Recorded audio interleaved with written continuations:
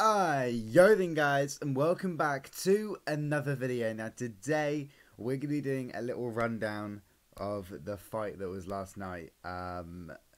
Pretty much, if you're not watching my Instagram or my Twitter, actually I didn't even say what happened. Pretty much I completely forgot about the pay-per-view thing, like completely. It just escaped and disappeared in my mind that for some reason I didn't contemplate the fact that it was still gonna be a pay-per-view fight even after the live stream. So I spent 12 hours on it. Must have been 12 hours. I started at 10 to 5 in the afternoon and I went to bed at 5 a.m. and it got blocked. Pretty much is what happened. It got blocked wide. I'm not even annoyed at that either. I was annoyed at myself. I finished editing the video at like 1:30 and I was waiting for 3.5 hours for that video to render, upload and process. The processing took so long. It took like an hour and a half. It was ridiculous. But yeah, so that got blocked worldwide. Literally before it had even finished processing, that got blocked worldwide. So that was yeah, that was a bit painful, to be honest. But I thought, I'm not going to waste those reactions because there's no point. I've recorded that for 5 hours. There's literally no point. It's all edited. I can just go through, get some reactions, and go through what happened without showing the content. Because at the end of the day, if you have to pay for it, you have to pay for it. I paid for it. So I'm not going to make a reaction video that allows people to watch it for free. The fight actually started like perfectly on time. I mean, like the overall live stream. They said it was going to start at 5. The second it hit 5, the music cut in, which was like amazing. It really surprised me. So they had this fighter called Spencer there, and what's her name? Julia Hard? No, I don't know her name. You know, she's just the blonde woman that's really loud. But yeah, pretty much I was just going to skip through all of that, which is what I did. So first up was Drizzy Jeremy? I think that's his name. Drizzy Jeremy against Halal Ham. Halal Ham's had boxing experience before, but the difference was that he weighed 50 pounds extra. I think it was about 215 pounds, whereas Drizzy Jeremy was about 165. Either way, Drizzy Jeremy didn't really know what he was doing. Both of them were just like handbags, and Halal Ham just pretty much beat him. The extra boxing obviously helped him out. Drizzy Jeremy, I think he had like a week's notice, 2 weeks notice, something like that. So to get into the ring after 2 weeks notice is very like brave. Although at the same time he did have like 400,000 people watching him on the live stream, so notoriety, not bad. Yeah, real quick, the weigh-in is #1 in trending and the fight isn't even trending. How does that work then? Either way, next up was Momo FIFA versus Rossi HD. Now Rossi HD had a couple months to train for this, and Momo had 7 days. Now he was a little bit of a joker. When he first went to walk out, you could see that I don't know whether he was phased by it, but he didn't look phased at all. He walked in, he was staring at the camera, he walked straight down there, fist bumping at all the crowd. I mean, he didn't look worried, he didn't look nervous, and he definitely didn't look phased. Neither did Rossi HD, but the music that he came out to was a little bit interesting. The drop didn't happen for a little while, and it wasn't really a massive drop. At the start, it actually sounded like funeral music, but there we are. Now, once they got into the ring, I thought, hey, you know, it's not going to be a great match for Momo. Rossi's just going to walk in there and punch him in the face and destroy him, right? Right? Not the case. Momo's just the best taunter, I swear. He was dancing, he was taunting him all day long. Like, literally, he was flossing in the middle of a fight. Like, but he won. I mean, maybe slightly controversial. All the commentators, what was it, Lawrence, True Geordie and Joe Weller, they all said that Rossi probably just about got it, and they went for Momo, which was a bit interesting. But yeah, so that's the second undercard down. After those two were a little bit just like, okay, let's just slowly work our way into this. And then the third undercard was where it actually finally started to get interesting. It was Coach Richard against JMX. And they both, when they first come out, don't look phased at all, look really, really confident, both smiling, looking forward to getting into that ring. But like JMX had half a foot on him. Like JMX had 6 inches on the guy. And with that reach as well, there's just no way that he's winning, is there? Every time Coach Richard came to just come in, JMX would just left hook him straight in the face. And yeah, to be fair, Coach Richard, he came in the 4th round. I think it was the 4th round. And he tried to like make something out of it, but no, it didn't really happen for him in the end. And JMX ended up winning that one. Okay, now this is where the reaction is going to come in. I'm going to put in some face cam footage just because this was one of the best fights. Face Sensei against Avert Flow. Now this wasn't an insane match just because they were like really, really good. It was just mental. Like, mental. So I put in some reaction footage now. Wrestling.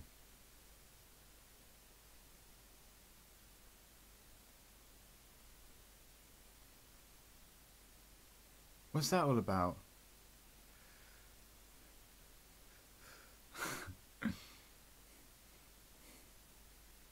What? So yeah, you probably would have heard that right.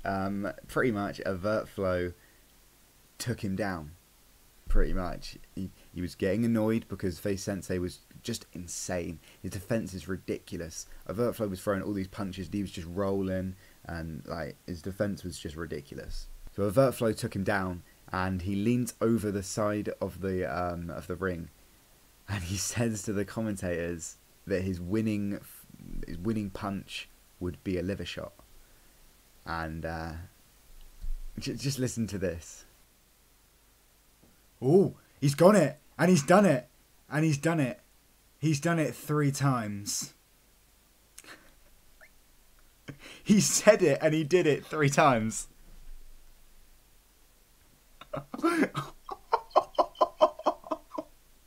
He literally said it 15 seconds ago, and he smacked him 3 times there 12 seconds later. And he did it. He called it, and he did it 12 seconds later 3 times.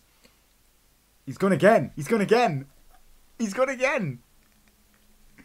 He's really going for him now. Sensei's really going for him. It's done. Done. Knockout. And as you can tell, he was going absolutely mental at this point. He literally leans over the side of the ring. He goes, winning shot, liver shot. 10 seconds later, he smacks him with 3 and the guy's on the ground. 20 seconds later, he's hit him with another 4 and he's won. It is ridiculous. True Geordie at this point was going mental. I would put in the audio, but once again, I'm pretty sure that will get me copyrighted as well, so I'm not touching it. So Face Sensei won in TKO. You see the change in aggression. He leans over the barrier, says liver shot, left hook. 10 seconds later, he's hit him with 3. Next thing you know, he's on the ground, technical knockout. That was ridiculous. It was that one takedown that just switched him. And you can see how quickly he can turn that on. But what a fight that was. Honestly, Avert Flow showed so much heart there. He got hit in the liver 3 times and got straight back up. Well, not straight back up, but he got back up and went straight in for it again. I think he just got a little bit frustrated. There was a lot of times in that match where he tried to grapple, and it's just second nature to the guy. Okay, so that's the first 4 fights. Now this is the 5th fight now. Scarce against Michael or Raka Raka. Now once again, I'm going to be putting my reaction into this because this was absolutely ridiculous. One thing I will say is, how on earth Scarce can take that many punches is beyond me. He has an iron chin. He has an iron chin. If you don't know what I'm talking about, you have to go watch it. I will put the link to the live stream in the description. But you have to go see Scarce. Like, he got beaten the shit out of. But he took it like a fucking man, and he lasted like a long ass time.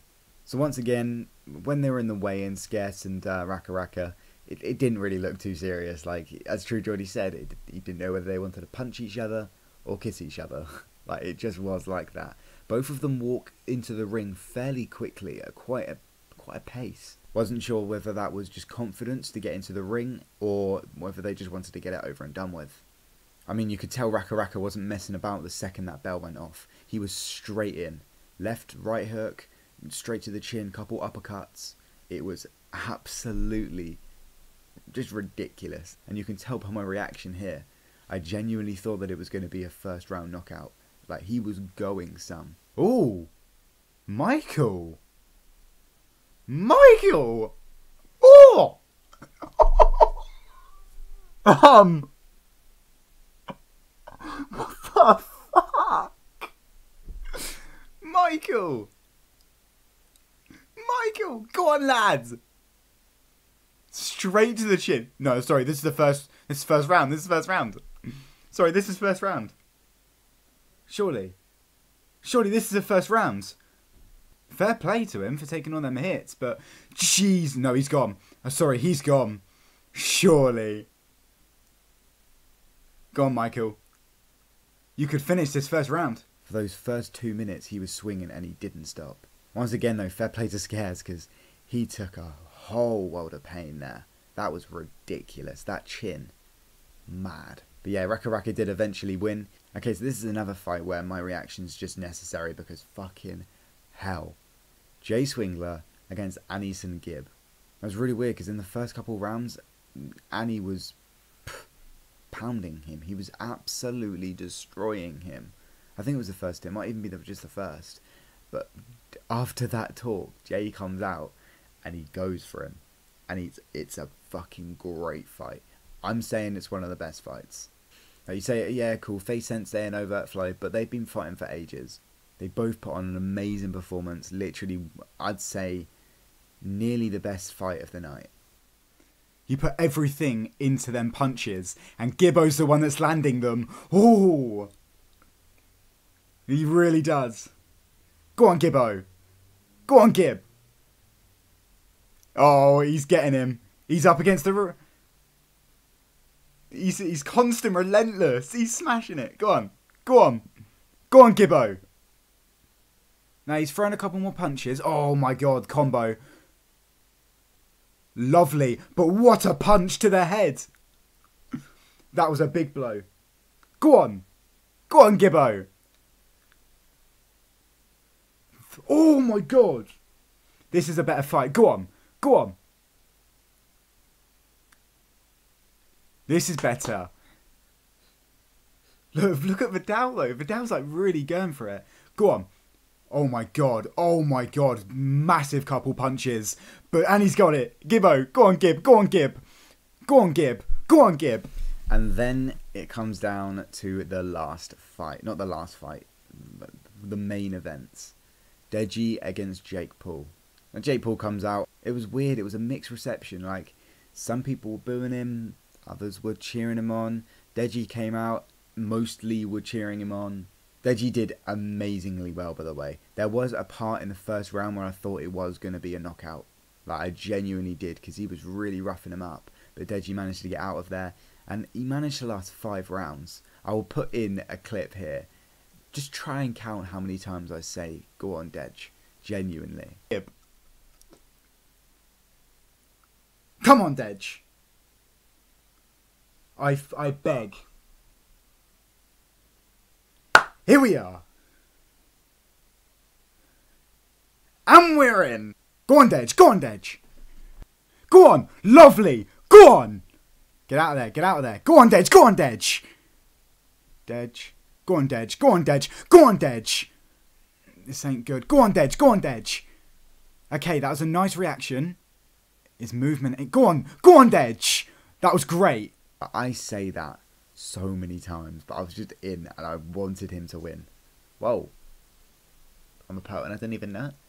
Sadly though, although he did last 5 rounds, which he should be really proud of, Jake did end up winning. His team called it and pretty much threw in the towel for him, which is fair enough. Vidal was just like, you're getting too many punches, you cannot deal with this. But he did really, really well to last 5 rounds. Well done to Deji and Jake. Well done to both of them. Honestly, well done to both of them. Jake Paul 100% deserved that. Now it's on to the last fight. Now, for those of you that have already seen it, there was 2 sides to this, which I'll get into in a minute. But yeah, they both come out, both looking incredibly just They don't give a shit. They're just very confident. People constantly comment in my comments saying, "Oh, it's all ego." It's not all ego. I'm sorry, that's not all ego. They have massive, massive egos, but they also have a lot of confidence.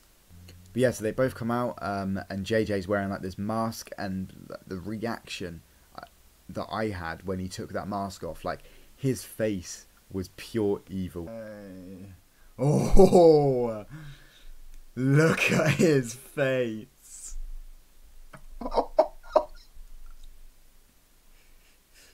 Look at that face. He loves playing the villain in these fights, but honestly, his face when he took that mask off was so scary. The way he just stared at him and he was literally just like pulling all these faces. It was like he was just gone in the head or something. But yeah, so round one, not gonna lie, I was a little bit worried. Round 1 and 2 I was a little bit worried, because he was just... Logan's jab was just an absolute nightmare. The reach that he had on him meant that JJ just couldn't get anywhere. And so it just meant that JJ pretty much lost the first 2 rounds. Going into the third round, and everyone knew that he had to win this. He just had to. If he didn't, it would have been 3-0 to Logan, and it meant that he would have had to win every single round from then on. Now, I don't know what Vidal said, but we all know that Vidal works some magic, and he did that time. He was just getting low and getting the body shots, and the more he popped off them body shots and got low and did the roll, because at the start, JJ was throwing the counter punches, but he wasn't getting out quick enough. Whereas in the third round, he was getting low, punching him, and then just rolling out. And literally, Vidal's reaction when the third round was over was ridiculous. He came running straight into that ring, constantly jumping. He was like, just like pounding him on the back, and he was like, "Come on, this is what we're actually made of." And it was like, you could see that that did a lot of good for JJ's confidence at that point. He was first up in round 4, and Logan was looking a little bit tired. As the commentary was saying, it's probably where he just has these massive muscles, and after 3 rounds of just having body shots, it does do damage. His arms were getting heavy, he was getting a little bit more sluggish, and you could see that. He was leaning on JJ a lot more. So round 3 and 4, JJ ended up taking. He did really well, although they weren't quite as obvious as Logan's wins, sorry. In the first round and the second round, Logan clearly won them rounds, but for JJ, it's a little bit too close for comfort. Now in the 5th round, JJ seemed to be doing really well, and Logan seemed to be getting a little bit tired. JJ was getting to that point, and then out of nowhere, there was about 1 minute and 15 seconds left in the round 5, and Logan, I thought, knocked him out. He just hit him with so many punches. So many punches. It was ridiculous. I put my reaction in now. Oh, nearly. No, get out of there. Get out of there. Get out of there. Oh, he's fucked. Yeah, he's fucked. JJ's out. JJ's out. JJ's out. JJ's out. JJ's out. Oh my god. It was because he didn't have time to react to it that you thought that he was out. But he's not. Go on, JJ. Go on. Go on. Go on, JJ. Go on. Go on, JJ. What a couple hooks. Go on. Upper hook him. Go on. Upper hook. Uppercut. Go on. What a hook. Go on.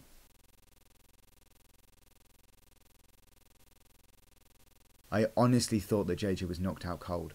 And 10 seconds later, and he just does that, and he's back. He just shakes his head, and he's with it. And I was like, what? This man can take, these people can take punches. I know that obviously they ain't professional boxers, but at the same time, there is a lot of power behind those punches. I'm sorry, there is. So yeah, Logan took round 5, and then in round 6, they were both really tired. They were both leaning on each other, and it pretty much was the last spur on from the crowd and Vidal that just took JJ into a completely different level. He was just constant. It was just this. Like literally just constantly just the hooks to Logan's face, constantly just beating the shit out of him, that won him the round 6. And yeah, it was a draw. You see, after doing something for 5 hours, after recording something for 5 hours, 5.5 hours, and not having a proper decision, I was like, this ain't great, but at the same time, it is. It's not great because it feels like I've just wasted my time, and they've just got into a ring to be beating the shit out of just to get a draw and have to have a rematch. but at the same time, I get to do this all over again. So, you know. And hey, let's just say that did fairly well, apart from the American press conference. That did fairly well for me. So, you know, don't mind it as much. But no, every fighter in that did really, really well. My favourites were 100% Anison Gibb and Jay Swingler, the JJ against Logan, and probably Face Sensei against the Vertflow. But anyway then guys, this is where we're going to end this video. I'm going to try and get this up fairly soon. It's about a 30-minute video, so I'll try and get this cut down. But anyway then guys, this is where we're going to end this video. If you did like it, then please do like, comment video this down below, subscribe, share this video around. I would love to get a little community. Thank you for watching, and other than that, I will see you in the next video. Peace.